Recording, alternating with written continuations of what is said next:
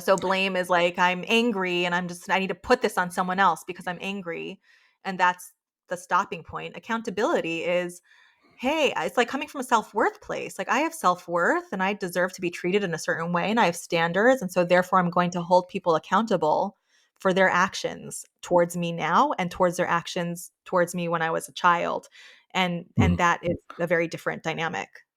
Because especially since I started finding your writing and your social media, I've started questioning things and going, "Is that who I am?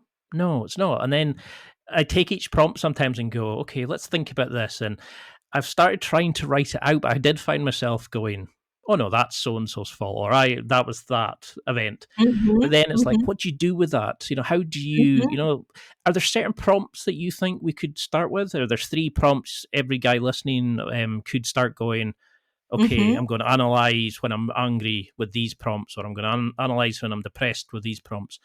Is there mhm. kind of ideas or prompts that you give to clients? I mean, I think identifying where it lives in your body is always a good one. So where does this feeling live inside of me? So because we're so used to saying, oh, I'm so angry or I'm so anxious, like asking the question, really, how do I know that I'm so angry? How do I know it? And how does it live in my body? Because our body, that's how we know it, because it's in our body somewhere. Oh, my chest is really tight and I'm tense and my heart's pounding and now I know I'm angry. So Mm-hmm. I think that would be a great, how does my body carry my feelings would be a good one. Um, when did this, if it's a pattern, when did this start? Just sort of exploring the origins. That's another good one. And how would you set somebody up? Like, when you're working with a client, do you ask them to change their their attitude towards food? Do you suggest them that they should take particular minerals, or, do you find like just a change in nutrition or a change in philosophy towards food and supplementation can help Yeah. people be healthier mentally as well as physically?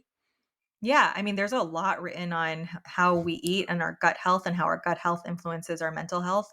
It's not an Mhm. area of my own specialty at this point, something I'd like to learn and get more training in. So, so I don't offer specific, ideas of supplements or minerals. It's not what I do, but definitely talking about like what we were saying before, the preventative self-care, preventative care is important. So it's sort of another triangle: eating, sleeping, movement. How are you Mhm. eating? And are you eating enough calories? Are you eating food that fills you up and that's nutritious and feels good to eat? Monitoring your sleep. Are you making sure that you're going to bed at around the same time at night and waking up at around the same time in the morning? And what's your bedtime routine and wind down routine, and then movement. So those are another three things that help us with wellness. Because I used to think, oh yeah, I'm fine, I'm mentally resilient and tough, and then when you start looking at the things you do as well, it's like Mhm. insomnia. And I can remember when I was on antidepressants last time, they said, okay, I said I've got insomnia. They said, okay, we'll give you a pill for the insomnia, and then you think I'm taking a pill for a pill, and then Right, another pill right. for how do we avoid that? Is Yeah. it a case of incorporating short walks, like going to the gym, or is it what habits can we incorporate that help Yeah. clients? Yeah, I mean, movement's huge. Movement and getting outside are so important for our mental health. There's studies that show just sitting outside for 20 minutes a day decreases anxiety and depression. So if you add movement to that, well, then that's even like that's true, that you get even greater benefit because now you're Mhm. moving, which is also really great for processing and moving and helping us with sleep. And you mentioned before, like the CBT